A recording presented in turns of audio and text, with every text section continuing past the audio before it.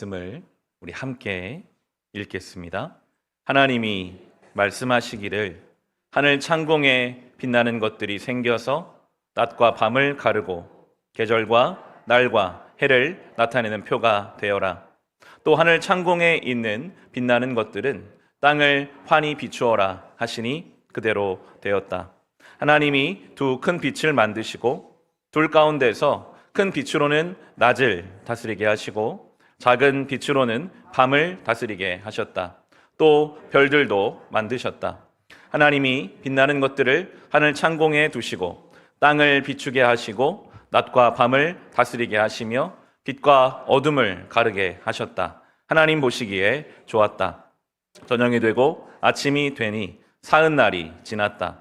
하나님 말씀하시기를 물은 생물을 번성하게 하고 새들은 땅 위 하늘 창공으로 날아다녀라 하셨다.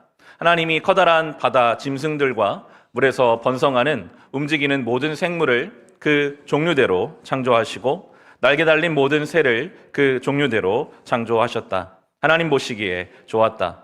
하나님이 이것들에게 복을 베푸시면서 말씀하시기를 생육하고 번성하여 여러 바닷물에 충만하여라. 새들도 땅 위에서 번성하여라 하셨다. 저녁이 되고 아침이 되니 닷새 날이 지났다. 하나님이 말씀하시기를 땅은 그 생물을 그 종류대로 내어라. 집짐승과 기어다니는 것과 들짐승을 그 종류대로 내어라 하시니 그대로 되었다. 하나님이 들짐승을 그 종류대로, 집짐승도 그 종류대로, 들에 사는 모든 길짐승도 그 종류대로 만드셨다. 하나님 보시기에 좋았다. 아멘. 이 창세기는 모세에 의해서 출애굽하는 이스라엘 백성들에게 가장 먼저 허락된 진리의 말씀입니다. 그 모세 당시에 사람들은 태양이나 달을 신으로 생각하고 섬기는 시대였습니다. 태양은 하나님을 가장 닮은 존재 중에 하나인 것 같아요. 위에 있고 언제나 존재하고 있고 구름에 가려서 잠시 안 보이는 것 같아도 늘 그 자리에 있는 사람들이 태양이나 달을 보면서 숭배하는 거죠. 지금도 아마 어제 새해에 많은 사람들이 해돋이를 보러 가서 마음의 소원을 빌었을 것입니다. 과학이 발달해도 뭔가 이렇게 신령한 존재와 같은 것들을 향하여 태양 삼고 싶은 거죠. 우리가 태양으로 삼는 것들, 이 당시 사람처럼 태양을 신으로 생각하지는 않는다 할지라도 우리의 태양을 우리가 만들고 있지는 않을까, 이 본문 앞에 생각해 봅니다. 자녀에 대한 몰두가 부모들에게는 대단할 수가 있습니다. 자녀를 사랑하는 것을 넘어서서 자녀에 대한 염려가 나의 삶을 끌고 가기도 합니다. 의존적인 존재로서 자녀의 삶이 나의 삶에 너무나 많은 영향을 미치기도 하죠.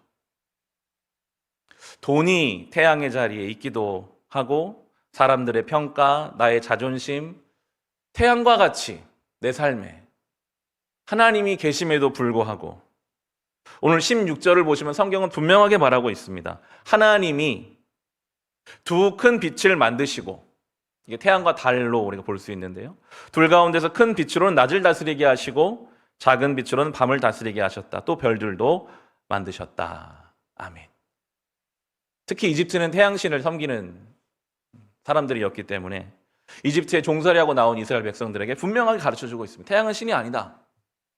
하나님이 만들어두신 피조물일 뿐이다. 말씀하십니다. 우리의 삶에는 하나님밖에는 우리가 섬길 분이 계시지 않습니다. 자녀가 우리의 삶의 태양이 될 수 없습니다. 물질이, 사람들의 평가가, 그 어떤 것도 하나님밖에는 창조주가 없음을 성경은 분명하게 가르쳐주고 계십니다. 창조의 첫째 날부터 셋째 날까지 하나님 공간을 만드셨고, 오늘 본문인 넷째 날부터 여섯째 날까지는 그 공간을 채우시는 역사가 이루어져 갑니다. 하늘을 해와 달과 별로 채우신 하나님은 바다를 채우시는데요, 21절 보시면 하나님이 커다란 바다 짐승들과 물에서 번성하는 움직이는 모든 생물을 그 종류대로 창조하시고 하면서 커다란 바다 짐승들이라는 표현이 나오고 있습니다. 그 당시 사람들이 가장 두려워했던 존재 중에 하나가 바로 바다였습니다. 아무리 배를 크게 만들어도 풍랑이 오면 배가 다 뒤집히거든요. 사람들이 바다신을 섬기는 거예요. 이게 안 되니까요. 자기 힘으로 안 되니까요. 죽을 것 같고, 심지어 많은 사람이 죽었고, 주술적인 것들이 많이 있었던 곳이 이제 바다였습니다. 바다 안에 뭔가 커다란 짐승이 있을 것 같다라는 두려움이 있었습니다. 바다를 향한, 바다의 커다란 짐승들을 향한, 내가 통제할 수 없는, 아무리 준비하고 아무리 노력해도 통제할 수 없는 세상을 향한 두려움이 있는, 성경은 말하고 있죠. 그 커다란 바다 짐승도 다 하나님이 지으신 것일 뿐이다. 두려워할 대상이 아니다. 이야기하고 있습니다.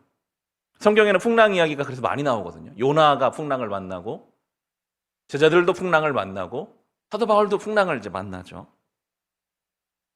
우리의 삶에 그렇게 풍랑처럼 내가 통제할 수 없어서 두려움을 주는 대상들이 있을 수 있는데, 그것은 두려움의 대상이 아니라 우리가 하나님을 믿는 믿음으로 감당할 대상인 것입니다. 건강에 대한 염려가 우리 삶에 있습니다. 참 신기하죠. 내 몸인데 내 몸이 어떻게 되는지를 몰라요. 치과 가는 게 때로 두렵잖아요. 매일 사용하는 이지만 이게 썩었으면 어떡하나. 가서 이제 두려움을 생각하게 되죠. 선택에 대한 두려움이 우리에게 있습니다. 이게 내가 잘 선택하는 게 맞을까? 괜히 잘못 선택해가지고 내 인생이 큰일 나는 거 아닌가? 통제하지 못하는 것에 대한 두려움. 근데 오늘 성경은 분명하게 말씀합니다. 다 하나님이 지으신 것일 뿐이다. 두려워할 내용이 아니다. 두려워할 그 시간에 우리는 하나님 앞에 기도하고 맡겨야 합니다. 하나님, 저는 제 인생의 풍랑과 파도를 어떻게 할 수 없습니다. 하나님이 다 지으셨다고 하셨으니 하나님께 맡기겠습니다. 선택을 잘못할 수 있어요, 우리가요. 우린 지혜가 없으니까요. 그러면 그 잘못된 선택을 하나님이 우리를 만들어 가실 것입니다. 그게 우리의 믿음이잖아요. 합력하여 선을 이루실 것입니다. 내가 잘못 선택하면 어떡하지? 이걸 걱정하지 마시고, 설령 나에게 주신 자유를 가지고 내가 잘못 선택했다 할지라도 그걸 통해 일하실 하나님 신뢰하면서 잘못한 것에 대한 것에 책임을 지면서 울면서 기도하면서 따라가면 합력하여 선이 이루어질 거거든요. 그것이 창조주, 모든 것을 지으시고 주관하신 하나님을 믿는 우리의 믿음입니다. 이 땅에서는 다 모르는 내용이 있을 것입니다. 근데 우리의 믿음은 영원까지 있으니까요. 이 땅에서는 이해가 안 되는 것이 우리가 영원의 관점에서는 또 이해가 될 것입니다. 거기까지 믿고 우리는 하나님께 맡길 수가 있죠. 그리고 24절, 25절에 많이 나오는 말씀이 종류대로 만들었다. 땅은 그 종류대로, 들짐승도 집짐승도 모두 다 종류대로 다양하게 만드셨다 하면서 하나님 보시기에 좋았다 합니다. 정말 다양하게 하나님이 만드셨거든요. 저희 아이들이 곤충을 좋아해서 각각 사슴벌레 한 마리씩을 지금 집에서 키우고 있습니다. 곤충 젤리를 먹여주면서 분무기를 뿌려주면서 키우고 있는데요. 아이들이 사슴벌레에 관심이 있으니까 사슴벌레 책을 사달라고 책을 샀어요. 우리나라에만 사슴벌레가 16종류가 있대요. 넓적 사슴벌레, 왕 사슴벌레, 톱 사슴벌레, 애 사슴벌레, 뭐 다양하게 있어요. 참 신기하죠? 왜 이렇게 다양하게 만드셨을까, 하나님이? 사슴벌레 하나만 있는 게 아니라 여러 종류가 있습니다. 성경은 말합니다. 그게 하나님 보시기에 좋았다 합니다. 과학자들이 그렇게 말하죠. 종의 다양성이 생태계를 유지하고 있다. 다르기 때문에 어떤 병이 오거나 상황이 바뀌었을 때 약한 것들은 죽어나가겠지만 또 그중에 그걸 이겨내는 것들이 있기 때문에 생태계가 유지되는 거죠. 하나님은 우리를 그래서 똑같이 만들지 않으셨습니다. 굉장히 다 각각 다르게 만드셨어요. 그 다름을 늘 부대끼며 살게 하셨어요. 사랑해서 결혼을 해서 가정을 이루었지만 굉장히 다른 사람임을 날마다 느끼지 않으시나요? 12년째 저도 아내와 같이 살고 있는데 날마다 느끼는 것 같아요. 다른 사람이구나, 나랑은. 거기에 하나님의 의도가 있는 것입니다. 왜 저 사람은 나와 다르지? 하나님 다르게 지으셨어요. 그게 하나님 보시기에 좋았대요. 구원의 영역에 있어서는 당연히 영적으로 연합돼야 될 것입니다. 그래서 삶의 어떤 다름에 있어서 잠언이 이렇게 말하거든. 잠언 27장 17절에 보면 쇠붙이는 쇠붙이로 쳐야 날이 날카롭게 서듯이 사람도 친구와 부대껴야 지혜가 예리해진다. 아멘. 서로 이렇게 부대끼는 것으로 그 지혜가 하나님의 의도대로 우리가 만들어져 가는 거거든요. 그의 다름이 있기 때문에 내가 감당할 수 없는 것을 그가 때로 나를 살려줄 것이고, 서로 간에 그렇게 그 다름을 우리가 신앙적인 내용으로 받지 못하면 시험거리가 됩니다. 비교가 되거든요. 저 사람은 저런데, 저 집은 저런데, 저 인생은 저런데 나는 왜 이런가?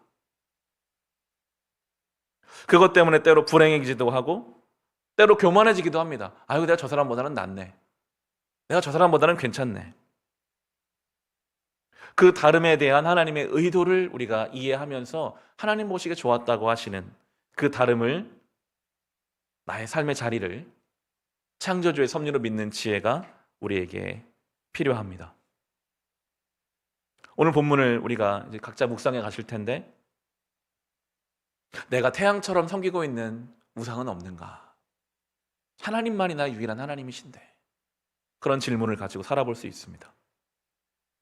바다를 두려워하고 커다란 짐승을 두려워하지 않는, 내 선택을 너무 두려워하지 마시고 통제권 밖에 있는 것들을 하나님께 믿음으로 맡기는 삶을 우리는 살아가는 영적인 지혜가 필요할 것입니다.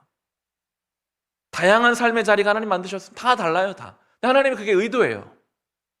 그 속에서 하나님을 믿고 내 자리, 내 역할, 거기서 충성스럽게 감사하면서 살아가는 영적인 지혜가 우리에게 필요할 것입니다. 함께 부를 찬양이 원하고 바라고 기도합니다라는 찬양인데요, 연말과 연초에 계속 이 찬양을 좀 부르게 되더라고요. 자기 후렴이 그렇습니다. 하나님의 꿈이 나의 비전이 되고, 예수님의 성품이 나의 인격이 되고, 성령님의 능력이 나의 권능이 나의 능력이 되기를. 하나님이 먼저 가시고 내가 하나님의 것을 이렇게 따라가기를 원하는, 저는 그렇게 좀 읽히더라고요.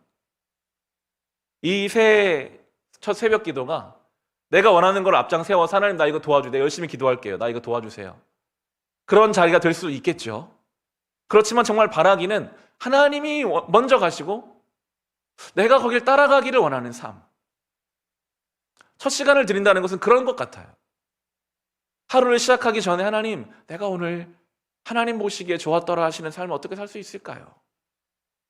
하나님, 내가 오늘 나의 자리를 어떻게 지켜갈 수 있을까요? 먼저 그 하나님의 뜻과 예수님의 성품과 성령님의 권능을 앞세우고 거기를 따라가는 삶을 살아간다면, 그럼 거기에 평안이 있습니다. 하나님 책임지실 거니까요. 하나님이 가는 길 따라가는 일은요, 편안한 길이에요.